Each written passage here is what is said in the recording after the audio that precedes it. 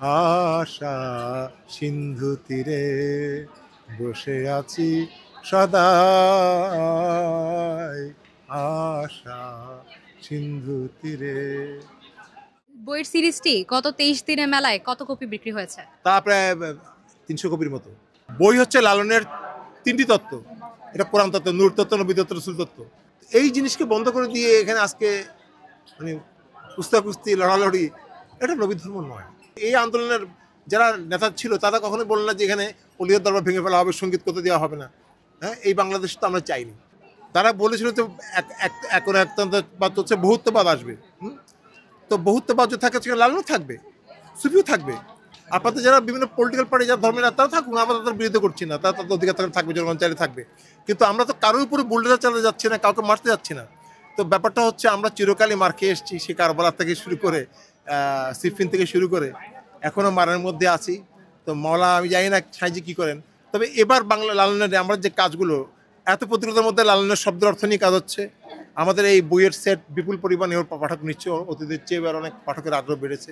তো এক কথা বলে রাখি, যাদের উপর অত্যাচার হয়, নিপীড়ন হয়, তাদের প্রতি মানুষের সিম্পিতে জানার আগ্রহ বেড়ে যায়।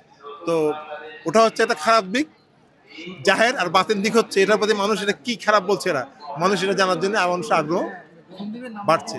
তো কাজেই আপনি ব্যাপারটাকে এক পিছিয়ে না দেখে তান্ত্রিকভাবে দেখবেন। হ্যাঁ, জগতে কোনো কিছু একতরফা চলে না। আমরা জানি এখন খারাপ সময়, এটা ভালো সময়ের পূর্ব লক্ষণ। বাংলাদেশ এতদিনের যে চেপে রাখা, মানুষকে দমিয়ে রাখা, হ্যাঁ, এটার বিক্ষিপ্ত হয়ে গেছে। এটা প্রাকৃতিকভাবে হয়েছে। এখন এটা কে কীভাবে ফায়দা লুটছে সেটা অন্য কথা। কিন্তু এই আন্দোলনের যারা নেতা ছিল তারা কখনোই বলল না যে এখানে অলিয়ার দরবার ভেঙে ফেলা হবে, সঙ্গীত করতে দেওয়া হবে না। হ্যাঁ, এই বাংলাদেশ তো আমরা চাইনি। কাজে আমরা চাই এই দুঃসহ অবস্থা থেকে যারা গান শুনে তারা আজকে কোথাও গ্রামের শিল্পীরা গান অনুষ্ঠান করাই বন্ধ করে দিয়েছে। অসুরদের এই দাপট, এটা তো পুরো প্রকৃতির জন্য ক্ষতিকর, গাছপালা, জীবজন্তু। কারণ সুর সম্পর্কে খাজা গরিবে নওয়াজের যে ধারণা, হযরত ইমাম আমির খুসরো বলছেন, এই আধ্যাত্মিক উচ্চাঙ্গী সঙ্গীত এটা শুধু মানুষকে মোহিত করে না, গাছপালা, জীবজন্তু সব প্রাণকে মোহিত করে। এই জিনিসকে বন্ধ করে দিয়ে এখানে আজকে মানে কুস্তাকুস্তি, লড়ালড়ি, এটা নবী ধর্ম নয়, এটা এজিদি ধর্ম।